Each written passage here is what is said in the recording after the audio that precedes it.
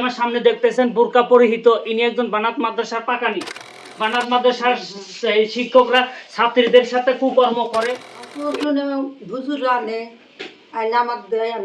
যে কোনো বানাত মাদ্রাসার ছাত্রী তথা গার্জিয়ান নির্যাতিত হয়ে চুপ করে থাকবেন না। ফোন নম্বর দিয়ে দিলাম, যোগাযোগ করবেন, আমি দেখা করব, কথা বলবো ইনশাআল্লাহ। এই কথাগুলো শেয়ার করে সারা বিশ্বে ভাইরাল করে দিবেন। আসসালামু আলাইকুম প্রিয় ফেসবুক বন্ধু বান্ধবী সকল, বিশেষ একটা কারণে এই ভিডিওটা বানাতে বাধ্য হলাম। বহুদিন থেকে আপনি মাদ্রাসায় পাক করেন, তাই না? আপনার কাছে দুইটা কথা জিজ্ঞাসা করব, সত্যি কথা বলবেন কিন্তু। তাহলে বর্তমান সোশ্যাল মিডিয়াতে যেগুলো আন্দোলন হইতেছে বানাত মাদ্রাসা বন্ধ করে দিতে লাগে, যদি কোনো হুজুর খারাপ থাকে হুজুরকে বের করে দেওয়া উচিত নাকি?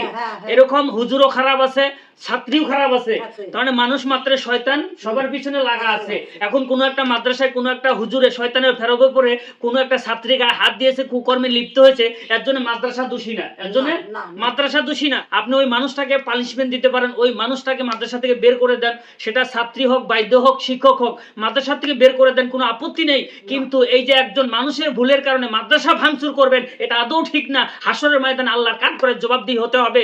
আল্লাহ আপনাকে প্রশ্ন করবে যে একজন মানুষের কারণে তুমি একটা প্রতিষ্ঠানকে ভেঙে চুরমার করে দিলে, তুমি এখন জবাব দাও তোমার কি হবে। কারণ তিল তিল করে করানো মাদ্রাসা, তুমি কোন কারণে সেগুলো আগুন লাগিয়ে জ্বালিয়ে দিলা, কোন কারণে মাদ্রাসাকে তুমি ভাঙচুর করলা, আল্লাহর কাঠ গড়ায় জবাব না দিতে পারলে জাহান্নামে তোমাকে যেতে হবে। অনেকগুলা পুরুষ শিক্ষক আছে, মহিলা শিক্ষিকা আছে, ওই মাদ্রাসাতে পুরুষ শিক্ষকরা থাকে, এই মহিলা শিক্ষিকা থাকে কি?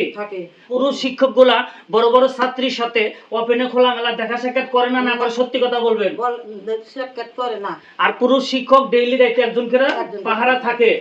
তা আপনি যতদিন থেকে মাদ্রাসায় পাকটা করতেছেন, এর ভিতরে ছাত্রী এবং শিক্ষক বা বাইদের ভিতরে ওই ধরনের শরীয়তের বর খেলাপি কোনো কিছু আপনি দেখেননি? সত্যি দেখেননি? বানাত মাদ্রাসার শিক্ষকরা ছাত্রীদের সাথে কুকর্ম করে, এরকম ধরনের মাদ্রাসায় কোনো কমপ্লেন আছে নাকি আপনার মাদ্রাসার? স্যার একটা প্রশ্ন, আপনি যে মাদ্রাসার পাক করেন, কয় টাইম বাচ্চাদেরকে খাদ্য দেন? বেলা 10টার সন্ধ্যে আর আইসার নামাজ বাদে। আচ্ছা, সকাল 10টায় আর রাত্রে ঈশার নামাজের পরে 2 টাইম খাবার দেন। কি সপ্তাহে আপনারা যে মাছ গোস কিছু আছে নাকি, না শুধু নিরামিষ? না, গোস আছে, সপ্তাহ পরে হয়। এই যে গোস মাছ খাওয়া দাওয়া, এই টাকাগুলো কোথা থেকে আসে? আর কোন হুজুর আনে, আমাকে দেয়, আমি আনি। ও দোষের কাছ থেকে হুজুরা কালেকশন করে আপনাকে দেয়, আপনি রান্না বান্না করে ওদেরকে খাওয়ান। তো বাচ্চা বাচ্চি ওই ছাত্রীদের সাথে আপনার সাথে রিলেটিভ কেমন?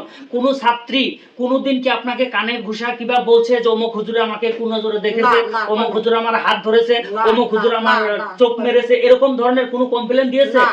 মাদ্রাসার যত ছাত্রী আছে ওরা তো পাকানিকে খুব শ্রদ্ধা করে, মায়ের মতন সম্মান করে, ভালোবাসে।